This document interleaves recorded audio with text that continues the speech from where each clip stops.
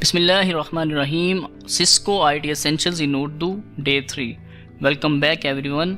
मेरा नाम सैयद मोहम्मद फराज अता है और मैं इस कोर्स की IT एसेंशियल्स के इस कोर्स की इंटायर सीरीज़ के लिए आपका ट्रेनर हूँ। आज के इस लेक्चर में जो लेक्चर नंबर 2 है, हम उसमें ये डिस्कस करेंगे कि व्हाट इज़ CPU, एक CPU क्या चीज़ है। उसके अलावा हम देखेंगे कि कूलिंग सिस्टम्स क्या चीज़ होती हैं, और हम कंप्यूटर के अंदर जो मेमोरी हैं, जो मेमोरीज़ यूज़ होती हैं, उनकी मुख्तलिफ़ टाइप्स को डिस्कस करेंगे।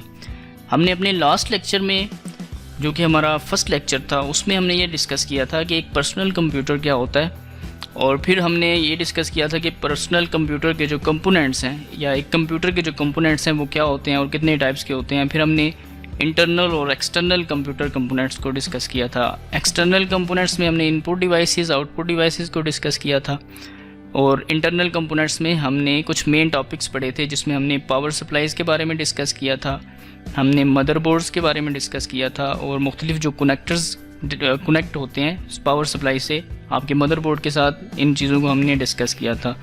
तो अगर आपने अभी तक हमारा फर्स्ट लेक्चर, जो सेकंड लेक्चर है, वो नहीं देखा, तो पहले आप उस लेक्चर को देख लें ताकि आपको ये लेक्चर समझने में आसानी हो।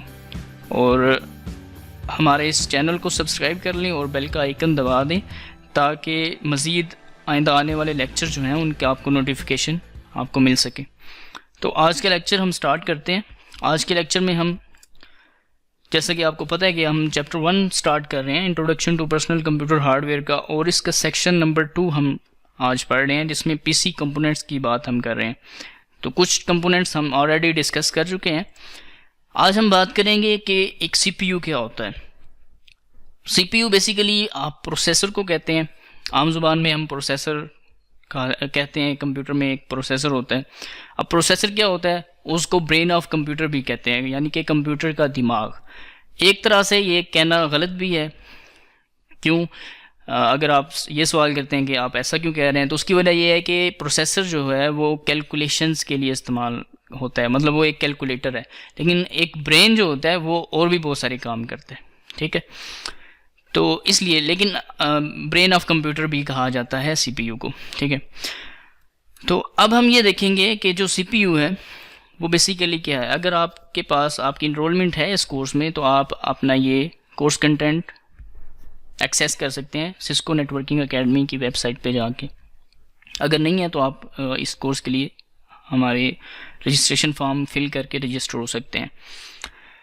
अब सेंट्रल प्रोसेसिंग यूनिट या CPU क्या होता है। बेसिकली CPU रिस्पॉन्सिबल होता है इंटरप्रेटिंग और एग्जीक्यूटिंग कमांड्स, यानी कि आप जो इंस्ट्रक्शंस कंप्यूटर को देते हैं ना, वो इंटरप्रेट से मुराद ये होता है कि आपकी जो कंप्यूटर की जो मशीन लैंग्वेज है उसको वो इंटरप्रेट करके जो आपकी डिज़ायर चीज़ है, यानी कि आप कोई ऑडियो प्ले करना चाह रहे हैं, आप कोई वीडियो देखना चाह रहे हैं, तो आपकी वो जो इंस्ट्रक्शंस हैं उनको इंटरप्रेट करके जो आप चाह रहे हैं वो आपको उस पर प्रोसेसिंग करके वो आपको CPU दिखाता है।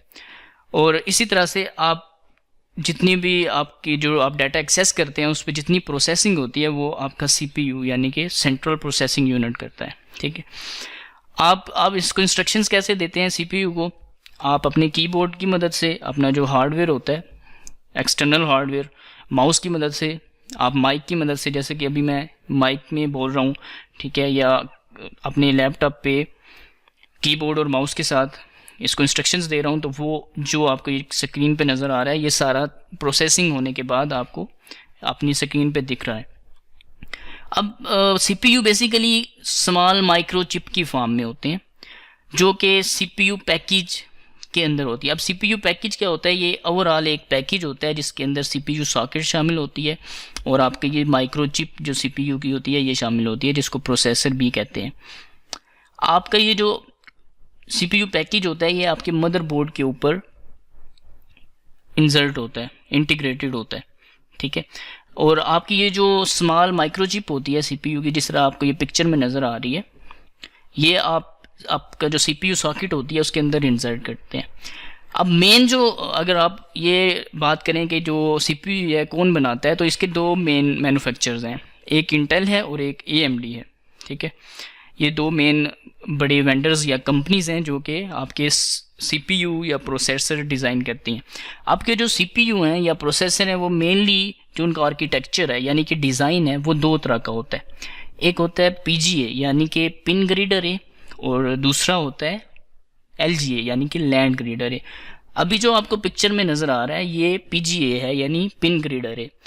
पिन ग्रिड अरे में क्या होता है कि आपकी जो ये माइक्रोचिप होती है यानी कि सीपीयू होता है उसके ऊपर ये पिन्स होती हैं। ये आपको पिक्चर में नज़र आ रहा होगा, ये एक चिप है जिसके ऊपर कुछ पिन्स आपको नज़र आ रही हैं। तो ये जो आर्किटेक्चर है सीपीयू यानी कि सेंट्रल प्रोसेसिंग यूनिट प्रोसेसर का, ये पीजीए है यानी कि पिन ग्रिड अरे, ठीक है।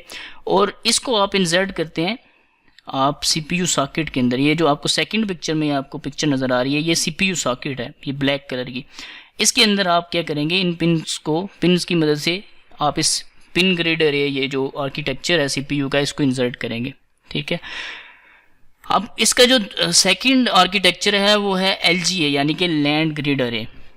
अगर मैं आपको सेकंड पिक्चर इसके दिखाऊं तो अब आपको ये जो पिक्चर नज़र आ रही है इसके अंदर ये जो आपका सीपीयू है ये एलजीए है यानी कि लैंड ग्रिड अरे।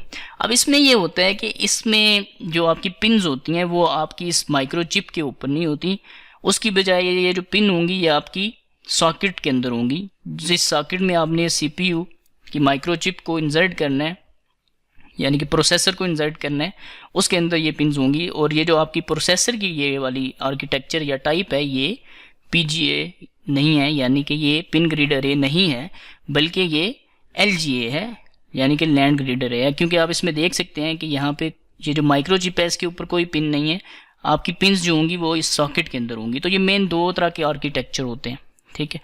ये डिज़ाइन के हवाले से यानी कि फॉर्म फैक्टर के हवाले से ये दो तरह के मेन आर्किटेक्चर होते हैं। इसके अलावा इनकी जो स्पीड होती है वो हम अपने आने वाले जो लेक्चर्स हैं उनमें डिस्कस करेंगे। तो ये इनमें क्या डिफरेंस है यानी कि i3 प्रोसेसर क्या होता है, i7 क्या होता है, इसी तरह AMD के अगर A9 है, A10 सीरीज़ है तो उन प्रोसेसेस में क्या डिफरेंस है, वो एक अलग सी चीज़ है।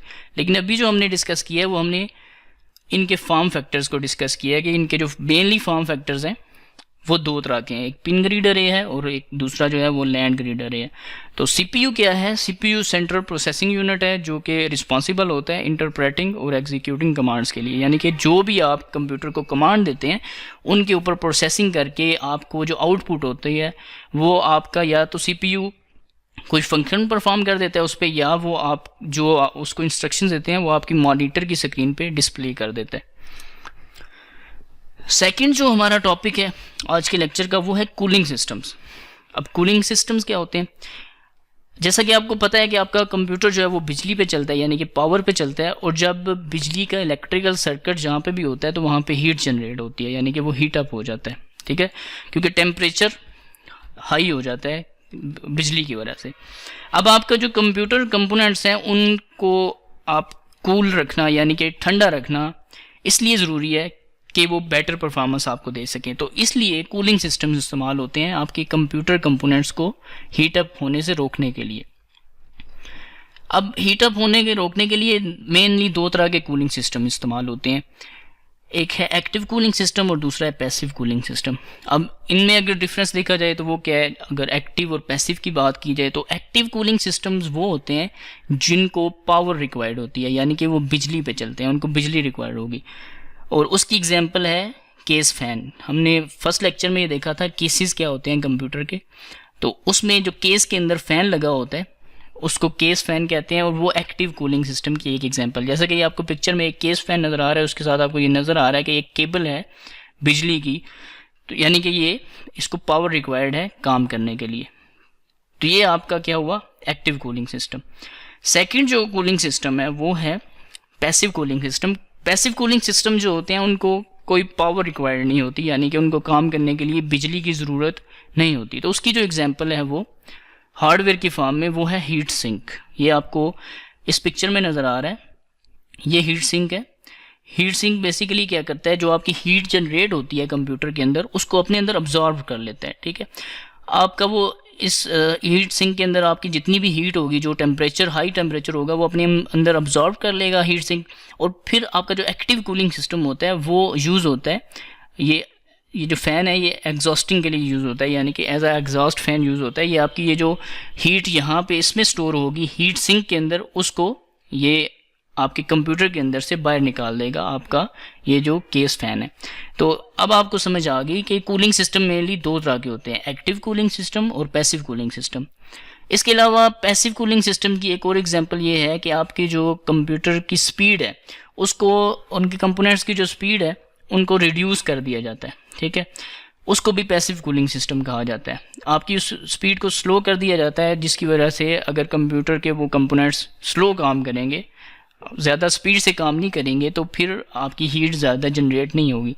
तो मेनली दो तरह के कूलिंग सिस्टम्स हैं, एक्टिव कूलिंग सिस्टम और passive cooling system. Active cooling system इस्तेमाल होते हैं तब जब इनको पावर रिक्वायर्ड होती है, जिसकी एक एग्जांपल है केस फैन। और पैसिव कूलिंग सिस्टम जो है वो हीट अब्जॉर्व करने के लिए इस्तेमाल होते हैं, जिसमें मैं हीट सिंक की बात करूं, क्योंकि पैसिव कूलिंग सिस्टम में ये भी शामिल है कि आप अगर स्पीड को रिड्यूस करें किसी कंपोनेंट की तो वो भी पैसिव कूलिंग सिस्टम में आता है। लेकिन अगर हीट सिंक की आप बात करें तो ये हीट को ऑब्जर्व करता है। तो जब हीट सिंक हीट को ऑब्जर्व करेगा और आपका जो केस फैन है वो आपकी वो हीट जो है वो कंप्यूटर की इंटरनल जो जितने भी कंपोनेंट्स हैं उनसे हीट आपकी बाहर निकाल देगा। तो ये दो तरह के आपके कूलिंग सिस्टम्स हैं। कूलिंग सिस्टम्स क्यों इस्तेमाल होते हैं? कंप्यूटर को ठंडा रखने के लिए। इसके अलावा आजकल जो है एक जदीद कूलिंग सिस्टम इस्तेमाल हो रहा है, ठीक है, जिसको लिक्विड कूलिंग सिस्टम या वाटर कूलिंग सिस्टम भी कहा जाता है। उसमें ये होता है कि आपके अंदर एक छोटी सी एक चिप होती है जिसके अंदर लिक्विड होता है, और उसमें लिक्विड जो है वो आपके पूरे कंप्यूटर के अंदर पाइप्स होते हैं, उनकी मदद से वो मूवमेंट करता है, जिसकी मदद से आपके कंपोनेंट्स को हीट अप होने से रोका जाता है। तो वो एडवांस लेवल है कूलिंग सिस्टम का, जो कि बहुत ज़्यादा नॉइस भी जनरेट नहीं करते। अब अगर आप इस एक्टिव कूलिंग सिस्टम की बात करेंगे जो कि केस फैन है, तो जाहिर सी बात है ये नॉइस जनरेट करेगा। लेकिन आप लिक्विड कूलिंग सिस्टम अगर इस्तेमाल करेंगे तो उसमें नॉइस जनरेट नहीं होगा।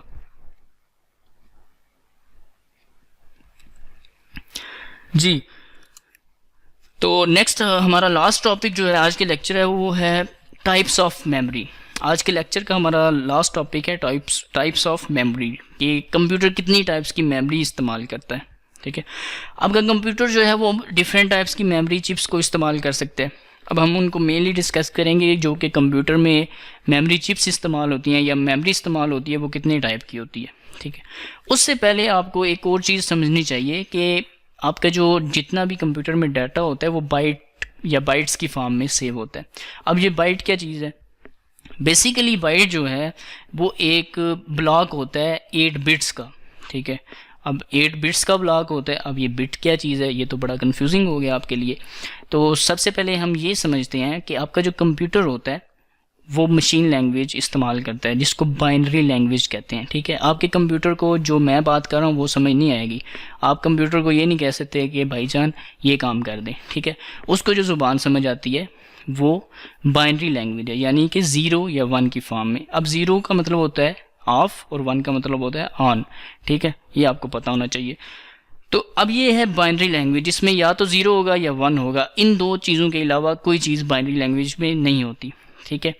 अब अगर ये 0 या 1 क्या है, ये बिट है, ठीक है। अगर 8 0 या 8 1 होंगे तो वो मिल के एक बाइट बनाएंगे, ठीक है। तो ये एक मेजरिंग यूनिट है। जिस तरह आप अगर किसी दुकान पे जाते हैं कोई दूध लेने, दही लेने, ठीक है, आप कोई ऐसी लिक्विड की चीज़ लेने जाते हैं या कोई सॉलिड चीज़ लेने जाते हैं तो उनके कुछ मेजरिंग यूनिट्स होते हैं, ठीक है। अगर आप दूध लेने जाएंगे तो वो लीटर में आपको मिलेगा, ठीक है। अगर आप कोई दाल लेने गए हैं या कोई सब्ज़ी लेने गए हैं वो आपको ग्राम्स में या किलोग्राम्स में मिलेगी, ठीक है, जिसको केजी कहते हैं। तो ये होता है मेजरिंग यूनिट। इसी तरह से आप अगर डाटा को मेजर करते हैं कंप्यूटर में तो उसको बाइट कहते हैं। और बाइट क्या होता है? एक ब्लॉक होता है 8 बिट्स का, और हमने ये डिस्कस कर लिया बिट्स क्या होती हैं, ठीक है। अब मेनली मेमोरी कितने टाइप्स की होती है इसको हम डिस्कस करते हैं। मेनली जो मेमोरी है आपकी वो 2 तरह की है। कंप्यूटर में जो मेमोरी इस्तेमाल होती है वो है रोम और रैम। अब सबसे पहले हम डिस्कस करते हैं रोम क्या चीज़ है। रोम कहते हैं रीड ऑनली मेमोरी को, ठीक है। और आपकी ये एसेंशियल मेमोरी होती है कंप्यूटर की। एसेंशियल से मुराद ये इंपॉर्टेंट मेमोरी है इसलिए क्योंकि रोम के अंदर आपकी जो बेसिक इंस्ट्रक्शंस होती हैं, यानी कि बूटिंग प्रोसेस, जिस तरह हमने बायोस का जिक्र किया था अपने कुछ पहले लेक्चर्स में कि बेसिक इनपुट आउटपुट सिस्टम क्या होता है। तो जो बायोस होता है जो कि आपके कंप्यूटर को स्टार्ट होने में मदद देता है, वो आपकी जितनी भी इंस्ट्रक्शंस होती हैं वो आपकी रोम चिप यानी कि रीड ऑनली मेमोरी में सेव होती हैं, ठीक है। आपका जो रोम होती है उसमें जितनी भी इंस्ट्रक्शंस होती हैं वो डायरेक्टली आपका जो प्रोसेसर या सीपीयू होता है वो एक्सेस करता है, जिसकी मदद से आपका कंप्यूटर ऑन होता है। ठीक है। आपकी जो रीड ओनली मेमोरी है रोम, वो नॉन वोलेटाइल मेमोरी है। इससे मुराद ये है कि अगर आप कंप्यूटर ऑफ भी कर देते हैं तो उसके अंदर जो डाटा सेव है वो अरेज नहीं होता, इसीलिए इसको रीड ओनली मेमोरी कहा जाता है कि ना तो आप इस पर कुछ राइट कर सकते हैं और ना ही इससे कोई चीज़ डिलीट कर सकते हैं, या कंप्यूटर ऑफ होने पे कोई चीज़ डिलीट इससे नहीं होगी। सिर्फ इसके अंदर जो इंस्ट्रक्शंस मौजूद हैं वही आप सिर्फ रीड कर सकते हैं। तो अपने आने वाले लेक्चर्स में हम इनकी मुख्तलिफ टाइप्स को देखेंगे कि रोम की कितनी टाइप्स हैं और किस टाइप का क्या फ़ायदा है और मोस्ट एडवांस टाइप कौन सी है और इनके क्या फंक्शंस हैं। तो रीड ओनली मेमोरी रोम क्या मेमोरी होती है जिसमें आपकी कुछ बेसिक इंस्ट्रक्शंस स्टोर होती हैं कंप्यूटर के ऑपरेटिंग सिस्टम्स के लिए कि वो इसको एक्सेस करें, तो हार्डवेयर को कैसे एक्सेस करें, और बेसिक जो कंप्यूटर की प्रॉपर्टीज़ हैं वो सारी, या वेंडर की इंफॉर्मेशन, वो आपकी रीड ओनली मेमोरी में सेव होती है। सेकंड जो कंप्यूटर की मेमोरी टाइप है वो है रैम, यानी कि रैंडम एक्सेस मेमोरी। अब रैम जो है वो बेसिकली टेम्पररी मेमोरी है, रैंडम एक्सेस मेमोरी या टेम्पररी मेमोरी, और ये जो है ये वोलेटाइल मेमोरी है। ठीक है। वोलेटाइल से मुराद ये है कि जब आप कंप्यूटर को ऑफ करते हैं तो जो चीज़ें रैम के अंदर या रैंडम एक्सेस मेमोरी के अंदर स्टोर होती हैं वो उससे अरेज हो जाती हैं, ख़त्म हो जाती हैं। ठीक है। तो अब रैम क्यों इस्तेमाल होती है? रैम इसलिए इस्तेमाल होती है कि आप जब भी कोई एप्लीकेशन एक्सेस करते हैं, कोई डाटा एक्सेस करते हैं, तो वो टेम्पररी तौर पे जहाँ पे स्टोर होता है वो रैम मेमोरी में स्टोर होता है। ठीक है। अभी जिस तरह आपकी स्क्रीन पे ये आपको एक स्लाइड नज़र आ रही है, तो ये इस टाइम टेम्पररीली स्टोर है रैम में। तो अगर मेरा कंप्यूटर ऑफ हो जाता है तो ये चीज़ें जो आपको नज़र आ रही हैं ये इस तरह से नज़र नहीं आएंगी, ये मुझे दोबारा से ओपन करनी पड़ेंगी। इसी तरह से आपने अपने मोबाइल में या आपने लैपटॉप में अगर यूट्यूब खोली हुई है तो यूट्यूब एक एप्लीकेशन है, तो अभी आप करंटली जब आपकी एप्लीकेशन लॉन्च है तो वो आपकी रैम मेमोरी में चल रही है। ठीक है। तो रैम मेमोरी की इस्तेमाल होती है आपकी मुख्तलिफ जो एप्लीकेशंस या डाटा हैं या प्रोग्राम्स हैं या फाइल्स हैं उनको एक्सेस करने के लिए टेम्पररी तौर पे, ताकि आप उन पे कोई प्रोसेसिंग के बाद उन पे कोई काम कर सकें। ठीक है। अब आपकी जो रैम है ये आप इसकी जितनी मैक्सिमम अमाउंट आपके कंप्यूटर में इंस्टॉल होगी उतनी ज़्यादा कंप्यूटर की स्पीड अच्छी होगी। क्यों? उसकी वजह यह है कि जितनी ज़्यादा आपकी रैम होगी, रैंडम एक्सेस मेमोरी होगी, उतनी ज़्यादा आप फाइल्स, एप्लीकेशंस और डाटा जो है वो होल्ड कर सकते हैं, यानी कि उनको ओपन कर सकते हैं। इसी तरह आपके मोबाइल में अगर रैम ज़्यादा है तो आप एक टाइम पे बहुत सारे टास्क कर सकते हैं, आप गेम भी खेल सकते हैं, साथ में वीडियो कॉल भी कर सकते हैं, आप कुछ भी कर सकते हैं, एक टाइम पे मल्टीपल टास्क कर सकते हैं, क्योंकि आपके पास रैम में एक्सेस ज़्यादा है और आप मल्टीपल टास्क इससे कर सकते हैं। ठीक है। वो जितना भी डाटा है वो आपकी रैम में इतनी कैपेसिटी है कि वो उसको होल्ड कर सकती है। तो अगर आपका कंप्यूटर स्लो है तो एक तो तरीका ये है कि आप उसके अंदर रैम की तादाद या मेमोरी जो है उसको ज़्यादा कर लें। कौन सी मेमोरी? रैंडम एक्सेस मेमोरी या रैम। लेकिन आप ये जो आपका अमाउंट होती है रैम की ये लिमिटेड होती है आपके मदरबोर्ड। आपका जो मदरबोर्ड है, हमने फर्स्ट लेक्चर में देखा था कि मदरबोर्ड के कितने फॉर्म फैक्टर्स हैं और कितने टाइप के मदरबोर्ड होते हैं, जिसमें हमने ATX देखा था, ITX देखा था, मिनी ATX देखा था। तो ये कुछ फॉर्म फैक्टर्स हमने डिस्कस किए थे। तो इसके लिए आपको पता होना चाहिए कि आपके मदरबोर्ड में कितनी आप हद तक या कितनी कैपेसिटी जो है वो अपनी रैंडम एक्सेस मेमोरी की इस्तेमाल कर सकते हैं। ठीक है। तो ये होती हैं दो तरह की memory types, read only memory रोम और रैंडम एक्सेस मेमोरी रैम।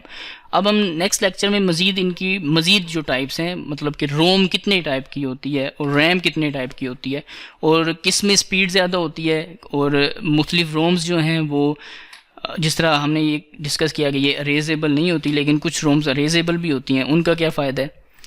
तो हम आने वाले लेक्चर्स में इनकी जो मज़ीद टाइप्स हैं रोम और रैम की वो डिस्कस करेंगे। तो आज का हमारा लेक्चर बस यहीं तक था। मेनली मैं आपको समरी दे देता हूँ। इस लेक्चर में हमने ये डिस्कस किया है कि CPU क्या होता है, सेंट्रल प्रोसेसिंग यूनिट या प्रोसेसर क्या होता है, और इससे आपको एक जो डाउट है वो क्लियर हो जाना चाहिए कि जो केस होता है या सिस्टम यूनिट होता है उसको CPU नहीं कहा जाता। ठीक है। अक्सर हम उसको CPU कहते हैं। तो CPU क्या होता है?